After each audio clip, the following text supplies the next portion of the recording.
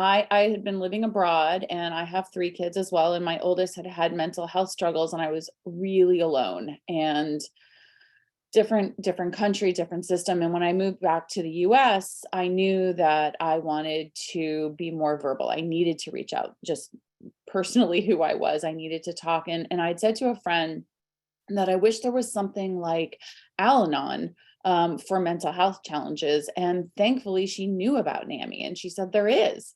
And I went to my first meeting in Stanford many moons ago, and I felt understood and not alone, and that I could speak openly and honestly about what was going on in my family for the first time without people looking at me, judging me, saying things like, "Oh, I would never tolerate that in my house." Um, and I did, but so Mm. it was just a gift. And as soon as, we talk about 3 stages of emotional recovery in our meetings. And when I was in a place, and both of us felt like we could be activists, to help other families. And so we're facilitators. We're both trained to facilitate a meeting. It is a group, so we come together and look to each other for wisdom. But essentially, any NAMI, our group is a NAMI-CAN, and which is Child Adolescent Network. So we specifically, as Beth said, help parents who have kids 21 and younger. And we all NAMI CAN meetings we're in, from Fairfield to Greenwich is NAMI Southwest. And in all the NAMI CAN meetings, I want to tell you about ours, which is the first Monday of the month at 10 a.m. And since the pandemic, we've been on Zoom, and that's actually served well. So people just need to reach out to us. And you can do that by going to the NAMI Southwest CT.org website. All the support groups are on there. So all the NAMI CAN, there's not just us anymore. There's also one every Wednesday morning over Zoom at 10 a.m. And now newly, there is the second Thursday of every month in person at 10:30 a.m. at the Darien Youth Depot. And any NAMI CAN meeting that you would send parents to, or a parent would come to, virtual or in person, has the same format. We all follow an agenda.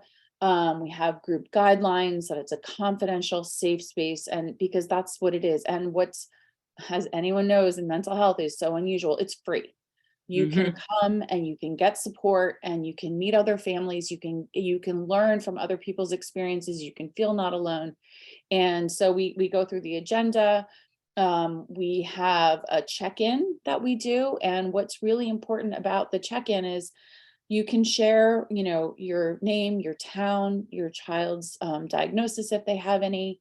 What is your most pressing issue right now? Because every single person in that room, we've all had a journey to get where we are, but how can the group help you in that moment is what we are. And then a really important piece is our last bit of check-in, which is asking yourself as a parent, what do you need to do for you? And that is a question that most of us who have kids that have struggled with mental health issues don't think about. We are always thinking about everyone else. We're thinking about our family, how to help my child. And so many times parents say, what I need is for my child to be okay. But that's not something that we can control as parents. And we can't show up for our kids if we're not taking care of ourselves. So that question is usually, I know that I've cried in that, because it's the first, in the past, that it's the first time I thought about me. And so it's a really important piece of the group. And so those are the logistics. We have principles of support that we go through. There are 12. They are excellent because they are little mantras or affirmations that can carry you. I know personally I have used some of them. What is it? Numbers don't really matter, but number 10, it is number 10. My favorite, I always say, is that we accept we cannot solve all problems. And that is a comforting thing as a parent, right? You feel like you want to help, and you can't. And learning to accept that, rejecting shame and stigma. So there are a lot of things that happen in a meeting. And again, it's a confidential, safe space that you can come and share and know that you're not alone, and find support and resources, names of a therapist. This didn't work. Does anybody have ideas about this? It's a real gift. And Beth and I are so happy to have been running this for 8 years in Wilton. But NAMI also does a lot of other support groups for family members. It's not just for parents of kids, but family members. I know today's talk is about teens. They also have a monthly book club. There is a family to family class that is starting on March 11th in person in Greenwich. It's a Saturday morning, and it's 12 weeks, and it's also free. Thank you, Margaret, for putting Yes. NAMI-Southwestct.org in the chat. This basics class is not basics. This family to family class is also free. It is exceptionally helpful. It is evidence-based, which means it's scientifically proven to make things better and work. So go to the website and see all that is on offer in our area. And we also, Beth and I are available anytime, even if someone can't come to a meeting. Both of us are happy to give our time, and people can call or send an email and just help in any way we can and point them in a direction. Over the years, we've both spoken to hundreds of people. You'd be surprised, right? How many people, and I love that, reach out to us. Yeah, and that's what we're here for. So I encourage you, yourself, people or families that you work with, that we're happy to help, however we can, and direct them to more help. So hopefully we've helped you make up some time. Thank you very much. So I want to begin by saying that a lot of what Vanessa and Beth just discussed is kind of where I'm going to lead you next. My name is Amanda, and I'm not in any way a medical professional. I am just a parent of a teen that has gone through serious mental illness. And what I can talk about today is my story. When you talk about an illness, you have the parental experience, but you also have the patient's experience as well. And that is my teen story, their own personal story. And together we have our story. What I want you to know is that I am a parent that is still currently in the trenches. My child is under 18, and with my lived experience, what I can share for you today is my story.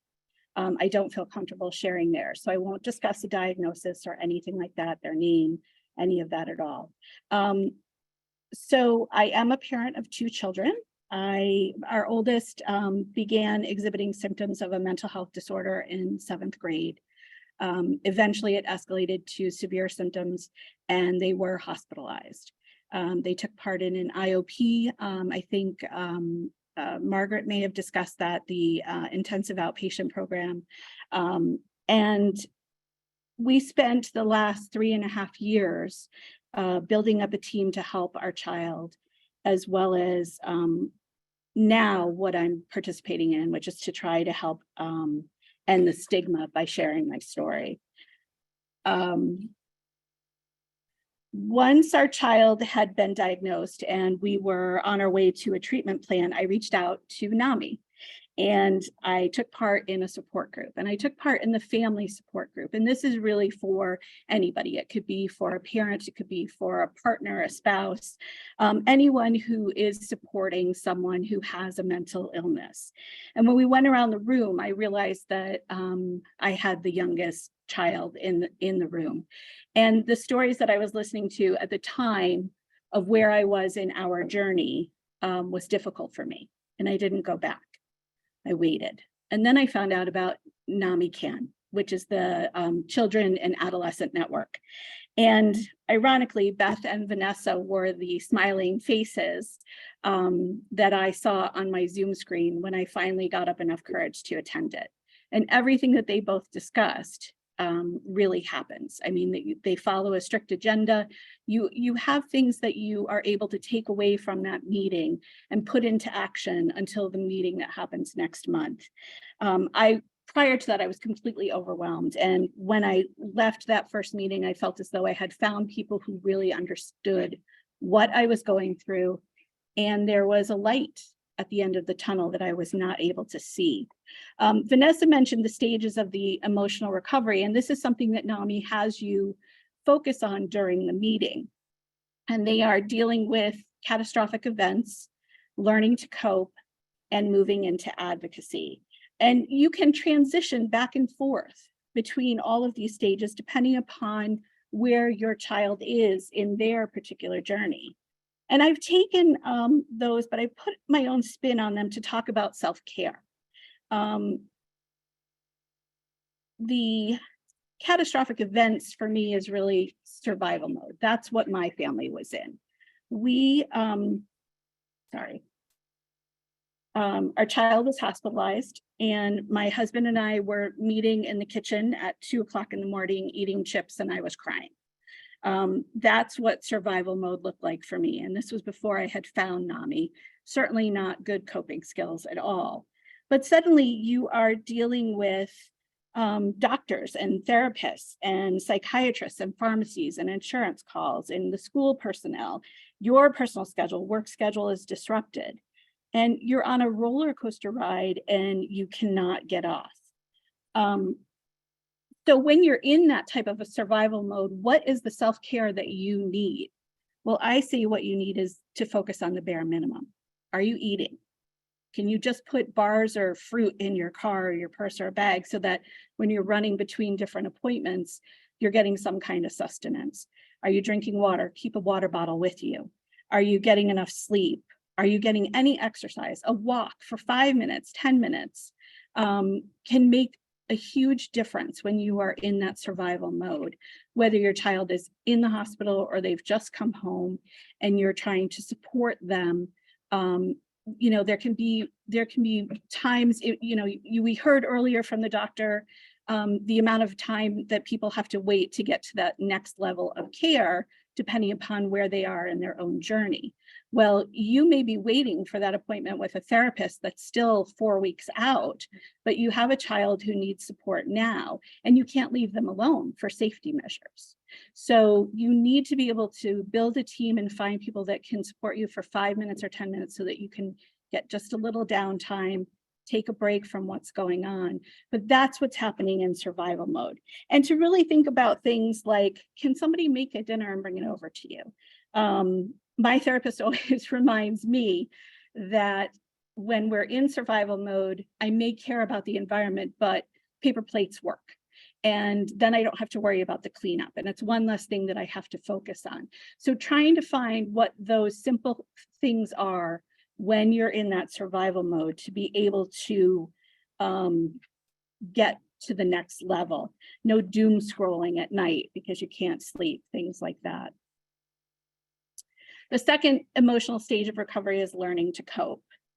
And my lived experience really calls this your new normal. There's a book called Simply One Mom's Thoughts About Coping When an Adult Child Lives with Mental Illness. It's a long title. But in the chapter titled Embrace Your Normal, she writes, why was it that our story seemed so different? Our family wasn't focused on college and careers for the kids. Our family was focused on survival. Our growth as individuals and as a family seemed stunted. We seemed to be stuck. And at times we didn't know how to move forward. But she goes on to say, I've come to embrace our normal. And I encourage you to embrace your normal as well. When you embrace it, there is so much freedom to gain. It is what it is. No longer will you compare yourself or your adult kids to others. If you're like me, you won't want to. Stand tall on the foundation that you've built. It may have cracks in it, but those cracks are evidence you've survived and you're continuing to grow. So your new normal is normally seeing yourself in management role. You've put together your team, you're dealing with flare-up symptoms, but the initial hospital visits and appointments have been managed, and your child is hopefully back to school or in an IOP program. And instead of being on the roller coaster, you're in the booth. Okay, so you're alerting people if the roller coaster is getting stuck, or you're encouraging your child to talk to their therapist or psychiatrist so that they can continue on their ride, but have it be less scary. In terms of self-care, one of the things you can do is focus on preparing for the next event. Because while we want to see recovery, while we want to see stabilization, and when you're in this learning to cope and your new normal, most of the time your child is somewhat stabilized, you still know that something could happen. Something could change. A medicine could stop working. There could be a trigger that sets something off. And you can actually end up going back into that survival mode again. So plan for that. And during this time, stockpile frozen meals. Find time to do something for yourself. Take a class, a coffee date with a friend, a dinner with your spouse or partner. Find a therapist for yourself. I told my therapist that I was going to be doing this presentation. And I said, other than putting up, go to a therapist, what else should I talk about? Because in terms, for me, that is the biggest self-care that I do. I spend 45 minutes every 2 weeks, and it has helped me not only feel better about my parenting process with all of this, but also about myself. Utilize your support groups for caregivers. NAMI is excellent, but there's a lot in the area as well. And if you Google, you will find them. And consider taking the family to family that Vanessa spoke about. I did that. I did it online. It was a great program. I'll tell you again, I signed up for it when I was in survival mode and I stopped taking it. It was too much for me. I couldn't take it in at that time. But when I moved into this learning to cope, I did a much better job of being able to take everything in. I've made friends across the nation and we text each other. These are people that really understand what it's like to go through this and can support you. Another thing though, is to focus on doing things with your child that are unrelated to their diagnosis. You know, take this time when things have stabilized to make memories, to create worth it moments, so that you have something that when you get back to survival mode, you have that connection like Tiana spoke about, that you can call on to help them get back to their stable period. And the final stage of recovery is moving into advocacy. And it helps you find meaning, a sense of empowerment, and you may become active in mental health. But it also helps to give you hope.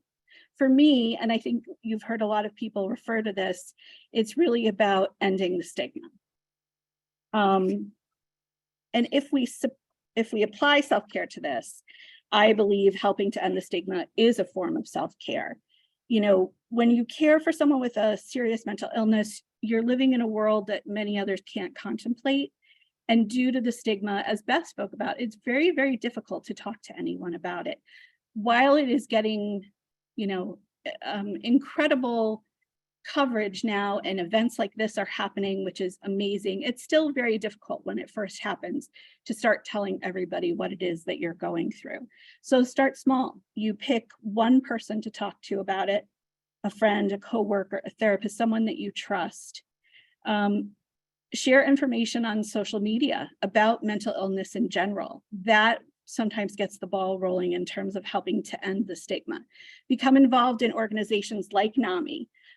They're always looking for volunteers. There's the Youth Mental Health Project, my friend Abby, the American Foundation for Suicide Awareness, or any diagnosis-specific organization. Get on their newsletters and share information from them on social media. Part of doing that too helps you learn more. And when you have more knowledge, you feel more empowered. And for me personally, that's a form of self-care as well.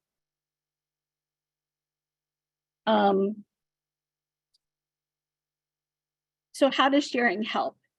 There's a famous quote from C.S. Lewis about friendship. When you say to somebody, "What, you too? I thought I was the only one."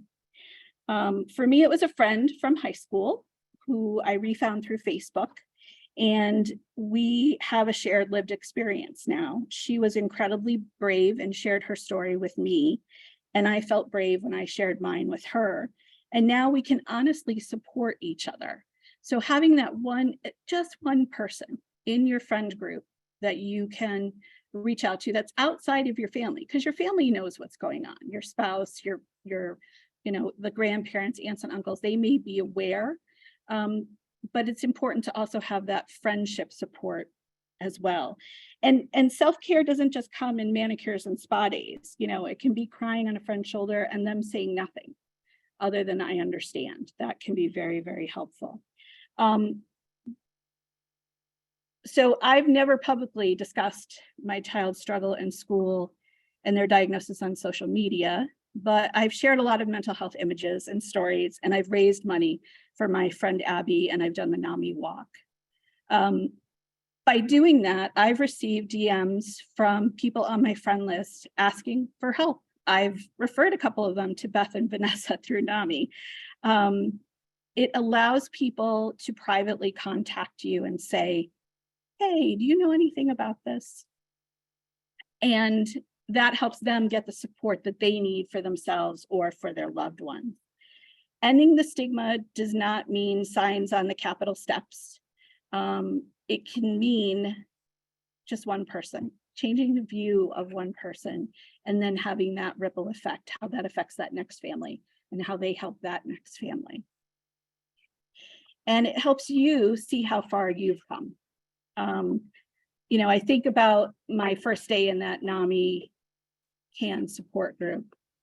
I think I cried also when they told us that we needed to talk about what we were going to do for ourselves that week. I couldn't think of anything. I was so focused on my child and supporting my child. It was very, very difficult for me to think of something that I could do even for 5 minutes. But I take a step back now, and 3.5 years later, I'm standing here telling my version of the story. And it's incredible to see how far my child has come. They'll be graduating from high school this year, from a time when they couldn't even step into a school. So I can't impress upon you how important it is to find ways to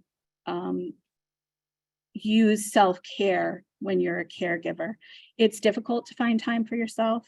You feel guilty taking that time away from your loved ones, but focus on those basics. Go back to, what are you eating? Are you drinking your water? Are you exercising? And then build from there. And it's not about the what, or even how often. Daily is great, but if you can't do something daily, you can't.